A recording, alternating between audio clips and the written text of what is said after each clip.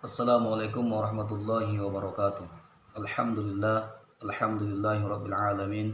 Wahdahu wassalatu wassalamu ala asrafil anbiya'i wal mursalin wa ala alihi wa sahbihi ajma'in amma ba'd. Bersyukur kita kepada Allah Subhanahu wa taala dengan mengucapkan alhamdulillahi rabbil alamin karena Allah masih memberikan kepada kita nikmat iman, nikmat Islam, nikmat kesehatan dan nikmat kesempatan sehingga kita dapat melaksanakan kuliah walaupun secara online. Dan bersolawat kita kepada Nabi Muhammad sallallahu alaihi wasallam dengan mengucapkan Allahumma sholli ala sayyidina Muhammad wa ala ali sayyidina Muhammad. Semoga kita adalah umatnya yang mendapat syafaat di hari yaumil hisab nantinya. Yang kami hormati Bapak Mutasir SHI MSY selaku pembimbing kami di bidang di studi hukum Islam Indonesia, dan yang kami sayangi dan yang kami cintai ialah kawan-kawan seperjuangan. Baiklah, kami Makalah kelompok 6. Adapun anggota kelompok 6 ialah Afrizal Effendi, Fadila Aulia, Sofi Nofrianti.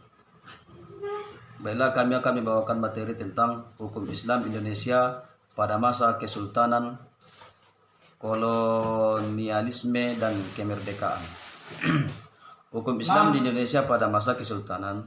Masyarakat Indonesia sebelum Islam masuk telah menganut kepercayaan animisme dan dinamisme. Kemudian lahirlah kerajaan-kerajaan yang dibangun atas dasar kepercayaan dan dianutnya. Lalu disusul dengan lahirnya kerajaan Islam yang didukung para wali, pembawa dan penyiar agama Islam. Sebagian ahli sejarah menyatakan bahwa akar sejarah hukum Islam di kawasan Nusantara dimulai pada abad pertama Hijriah atau sekitar abad ke-7 dan ke-8 Masehi.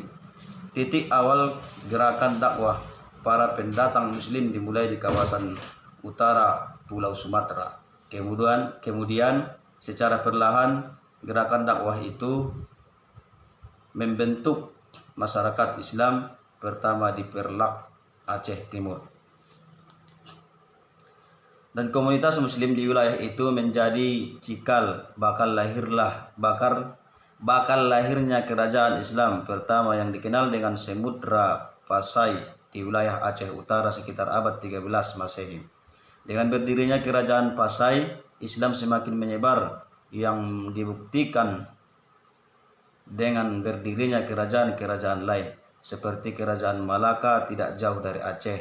Di Jawa lahir Kesultanan Demak, Mataram dan Cirebon. Di Sulawesi dan Maluku ada kerajaan Goa dan Kesultanan Ternate dan Tidore. Kelahiran kerajaan-kerajaan Islam yang menggantikan kerajaan Hindu Buddha membawa hukum Islam di Indonesia untuk pertama kalinya digunakan dalam hukum positif. Pada masa itu, para penguasa kerajaan Islam memposisikan hukum Islam sebagai hukum negara, dibuktikan dengan adanya literatur fikih yang ditulis oleh para ulama Nusantara pada abad 16 dan 17-an. Cara pelaksanaan peradilan yang bercorak Islam dikawinkan dengan bentuk peradilan adalah di Indonesia.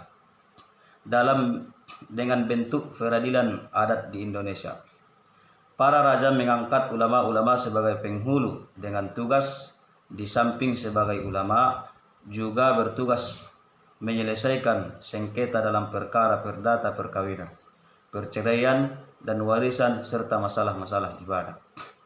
Raja-raja di Indonesia secara yuridis memberlakukan hukum Islam secara kredo yang dikenal dengan teori kredo atau syahadat, yaitu mengharuskan pelaksanaan hukum Islam oleh mereka yang telah mengucapkan dua kalimat syahadat sebagai konsekuensi logis dari pengucapan kredo, tetapi tidak dalam konteks peraturan atau perundang-undangan.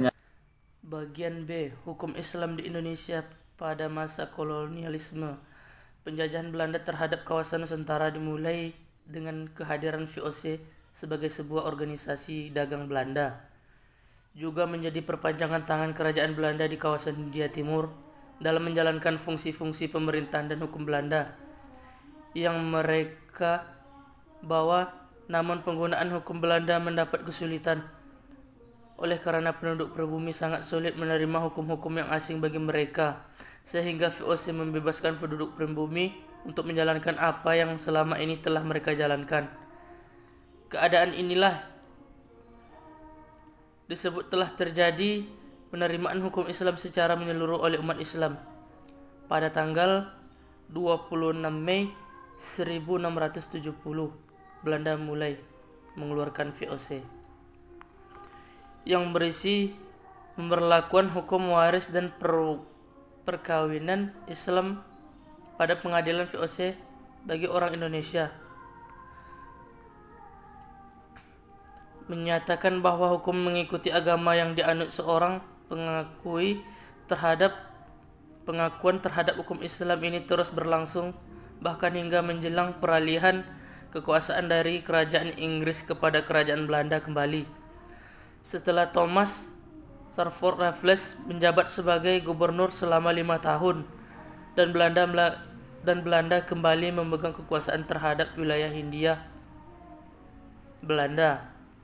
Semakin nampak bahwa pihak Belanda berusaha keras mencengkramkan kuku-kukunya kekuasaan di wilayah Indonesia. Namun upaya itu menemui kesulitan akibat adanya perbedaan agama antara sang penjajah dengan rakyat jajahannya. C. Hukum Islam di Indonesia pada masa kemerdekaan. Berakhirnya kolonialisme di Indonesia sekaligus mengakhiri fase resepsi dan eliminasi terhadap pemberlakuan hukum Islam. Untuk memposisikan kembali hukum Islam seperti sebelum adanya teori resepti, Profesor Dr. Hazairin memunculkan teori resepti exit dan Sayuti Talib dengan teori resepti e contrario, yaitu teori yang mengatakan bahwa hukum adat baru berlaku jika tidak bertentangan dengan hukum Islam. Teori-teori itu mengatakan bahwa hukum Islam termasuk dalam hukum nasional sebagai bagian yang integral. Teori-teori yang ada telah memberikan landasan berlakunya hukum Islam di Indonesia. Pemberlakuan hukum Islam terutama dalam hal warisan dilakukan secara kontekstual, karena apabila diperlakukan secara tekstual maka akan menimbulkan ketidakadilan. Dengan demikian, kedudukan hukum Islam pada masa kemerdekaan mengalami kemajuan yang berarti. Meskipun mayoritas bangsa Indonesia pada saat itu adalah beragama Islam, tetapi bukan hal yang mudah untuk memperlakukan hukum Islam di Indonesia. Pelan tapi pasti terjadi formalisasi terhadap hukum Islam sebagai konsekuensi dipilihnya Pancasila sebagai ideologi negara. Pada masa kemerdekaan, hukum Islam mengalami 2 periode. Periode yang pertama yaitu periode persuasive search dan yang kedua adalah periode authoritative search.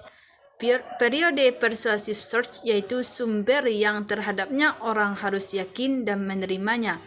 Semua hasil sidang BPUPKI merupakan persuasive search bagi Undang-Undang Dasar 1945, sehingga Piagam Jakarta juga merupakan sumber persuasive search bagi Undang-Undang Dasar 1945.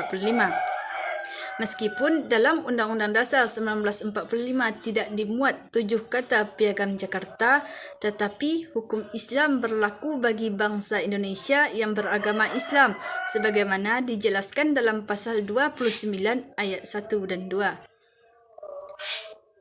Yang kedua yaitu teori authoritative search, yaitu dimulai ketika Piagam Jakarta ditempatkan dalam Dekret Presiden tahun 1959. Dengan demikian, dasar hukum Piagam Jakarta dan Undang-Undang Dasar 1945 ditetapkan dalam satu peraturan perundangan, yaitu Dekret Presiden. Inilah hasil yuridis bagi upaya formalisasi hukum Islam terhadap hukum nasional. Mungkin hanya sekian yang dapat kami jelaskan. Terlebih dan kurang mohon maaf. Wassalamualaikum warahmatullahi wabarakatuh.